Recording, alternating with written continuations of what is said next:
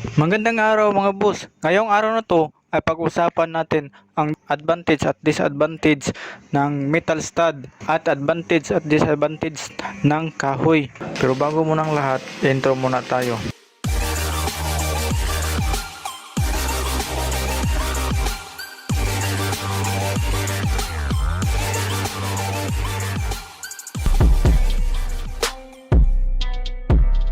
So unahin natin dito sa metal stud.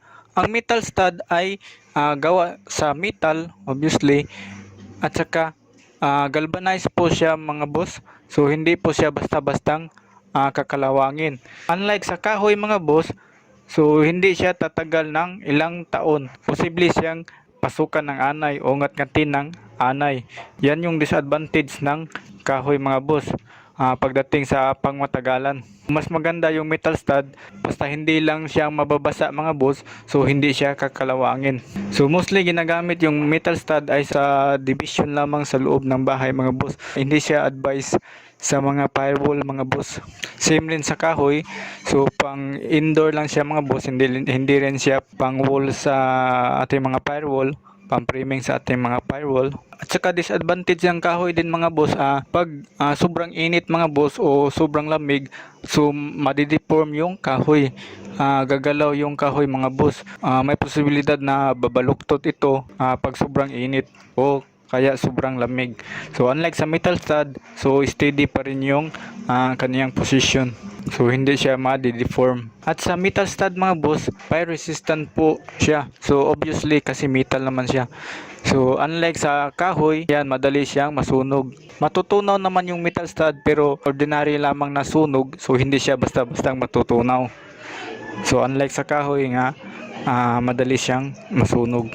Sa kahoy naman mga boss, hindi naman lahat yung nabibili sa hardware na 2x2 na kahoy ay matuwid. So kakailanganin mo ng planer. Kailangan pa itong piniplaner mga boss para magiging pantay o magiging matuwid yung ating 2x2 na kahoy. So unlike sa metal stud, so matuwid na siya mga boss. At yung metal stud naman mga boss ay lightweight lang siya. So kayang-kaya lang bitbitin ng isang tao. Naka-form C yung metal stud. At yan. So magaan lang siya. Unlike sa kahoy is buo at solid yung kahoy. At saka yung trabaho mo ay madali kasi magaan lang yung metal stud. So unlike sa kahoy, tatagal ka ng konti sa paggagawa ng frame. Kumbaga sa kabuuan, 1/3 lang yung weight ng metal stud kaysa kahoy mga boss. So sobrang gaan. At sa pag-i-install naman ng metal stud mga boss, ay kailangan mo lang ng rivet, gunting pangyero, riveters, yan metros. So ganyan. Unlike sa kahoy ay gagamit ka pa ng lagare, pako, martelyo. Kumbaga marami kang kakailanganin na materialis pag kahoy yung gagamitin mo. So unlike sa metal stud, so madali lang siyang gawin at magaan. Yan.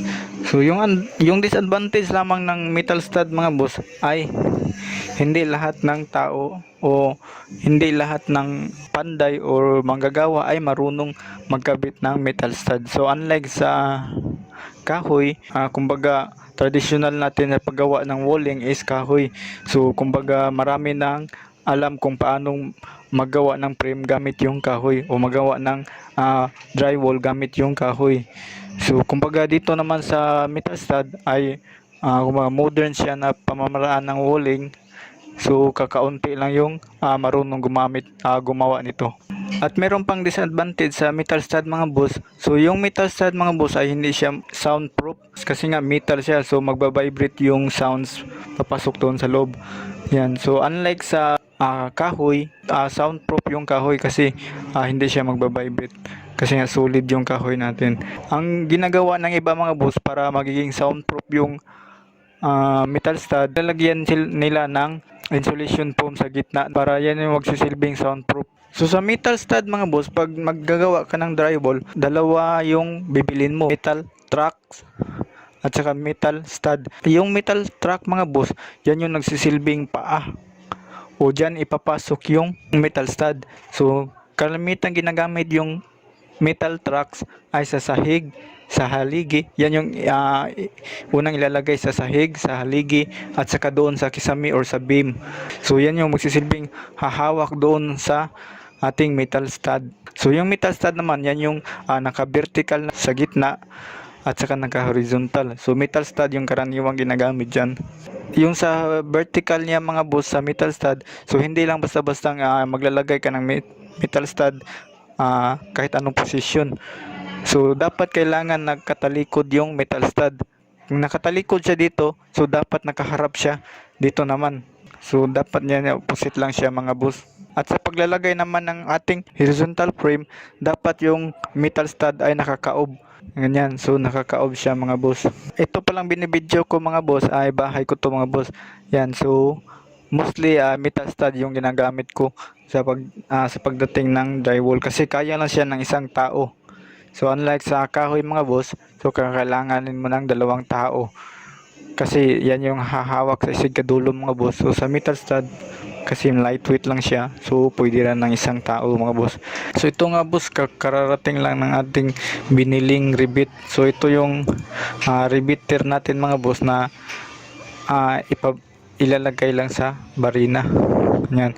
So ito mga boss, susubukan natin. Yan, so mas madali lang kasi ito kaysa yung manual na rivet natin. Okay naman siya mga boss. Bali, yung price nito mga boss is 200 plus ata yun, nasa Lazada natin binili. So i-reverse mo lang para lalabas yung pinag-rivetan natin. Tapos balik mo. So yan mga boss, natapos na tayo sa bandang dito mga boss, yung sa bandang gilid na yan. So natapos na tayo maglagay ng drywall. Dito naman tayo sa may terrace mga boss, yan. So yung sa gilid na yan ay sa terrace na yan. So lalagyan natin yan ng partition. So metal tracks yung ginamit natin dito mga boss. Hindi natin pinutol ito mga boss, dudugtungan na lang natin to mga boss. Yan. So sa gilid naman mga boss, yan nakita niyo may allowance niya sa gilid. Hindi ko lilibel sa poste para mag-level yung plywood. Paglagay ng plywood mga boss, maglilibel sa poste.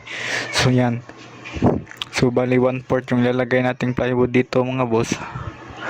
Yan, so tigda 2 screw yan para matibay yung ating paa ng ating drywall. Yan, so para matibay siya, dapat tigda 2 mga boss sa gilid para hindi siya hindi aalog yung ating metal track. Kasi pag sa gitna mo nilagyan ng screw, may posibilidad na aalog yung ating metal stud. Yan. So yan, so dudugtungan na natin ng metal tracks papunta 1 inch. A few moments later. So ito na mga boss, natapos na natin yung ating drywall sa ating terrace. Yan. So bali magkalapit lang yung distansya natin dito mga boss para mas matibay talaga yung ating pagkagawa mga boss. Bali yung mga poste natin is tubular yung ating ginamit, yung mga orange na yan, red mga boss. Yan. So bali yung sukat natin dito mga boss is yan 13 inches. So 13 inches yung sukat